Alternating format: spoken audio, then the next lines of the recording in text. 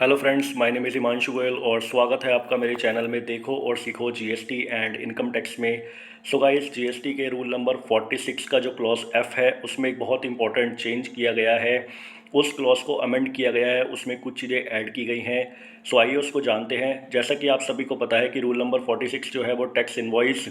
से रिलेट करता है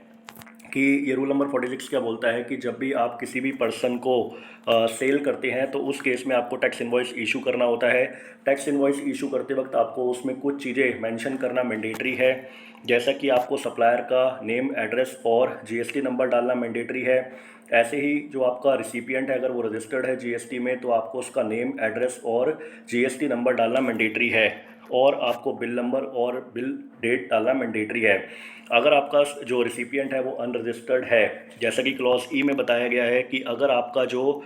रिसिपिएंट है वो अनरजिस्टर्ड है और टैक्सेबल सप्लाई आपकी 50,000 या उससे ज़्यादा है, तो आपको उसका नेम, एड्रेस,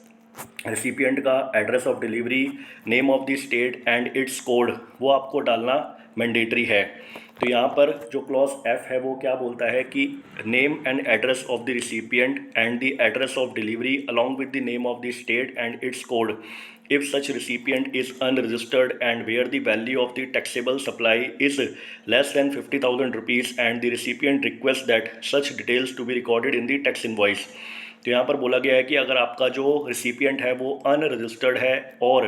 आपने जो उसको टैक्सेबल सप्लाई करी है वो 50,000 रुपये से कम की करी है, लेकिन यहाँ पर रिसिपिएंट आपको बोलता है कि आप उस जो टैक्स इनवॉइस आप उसे इशू कर रहे हो उसके अंदर नेम, एड्रेस उसका मेंशन कर दें,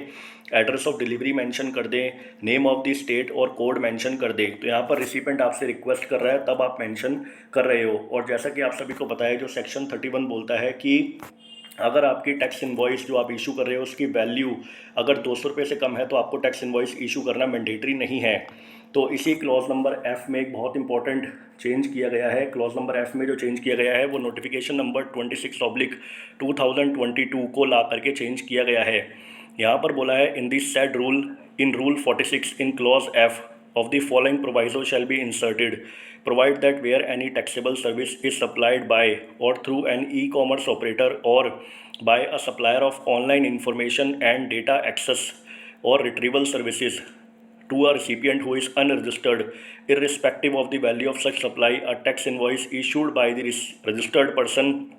shall contain the name, address of the recipient along with its PIN code and the name of the state, and the said address shall be deemed to be the address on record of the recipient। तो यहाँ पर बोला है कि जो clause F में पहले क्या बोला गया था कि अगर आप किसी भी अनरजिस्टर्ड पर्सन को सेल करते हो और 50,000 से कम की वैल्यू है,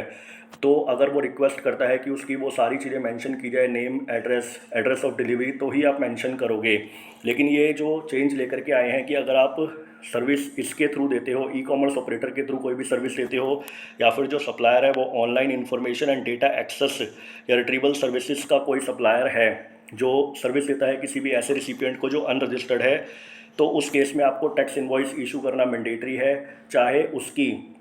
जो वैल्यू है इनवॉइस की वो जो मर्जी हो, आपको इशू करना मैंडेटरी है। प्लस आपको उसमें नेम, एड्रेस जो रिसिपिएंट का है उसका पिन कोड भी डालना मैंडेटरी है, नेम ऑफ द स्टेट डालना मैंडेटरी है। तो यहाँ पर अब जो रिसिपिएंट है वो रिक्वेस्ट करे चाहे ना करे, आपको अगर ये जो सप्लायर हैं, अगर आप सप्लाई करते हो कोई भी सर्विस इलेक्ट्रॉनिक कॉमर्स ऑपरेटर के थ्रू या फिर online information and data access के जो रिट्रीवल सर्विसेज प्रोवाइड कराते हैं, इनके थ्रू कोई भी सर्विसेज दी जाती है और वो किसी भी वैल्यू की सर्विस दी जाए, 1 रुपये, 2 रुपये या 20 रुपये या जितनी भी वैल्यू की, तो आपको टैक्स इनवॉइस इशू करना मैंडेटरी है। और उस टैक्स इनवॉइस के अंदर आपको उसका नेम, एड्रेस, रिसिपिएंट का और पिन कोड डालना मैंडेटरी है। सो गाइस, ये एक इंपॉर्टेंट चेंज है जो नोटिफिकेशन नंबर 26/2022 को ला करके किया गया है। सो गाइस, इसी के साथ मैं अपनी वीडियो क्लोज करना चाहूँगा। अगर आपको मेरी वीडियो अच्छी लगे, लाइक एंड शेयर जरूर करिए। Thank you guys, thank you for watching this.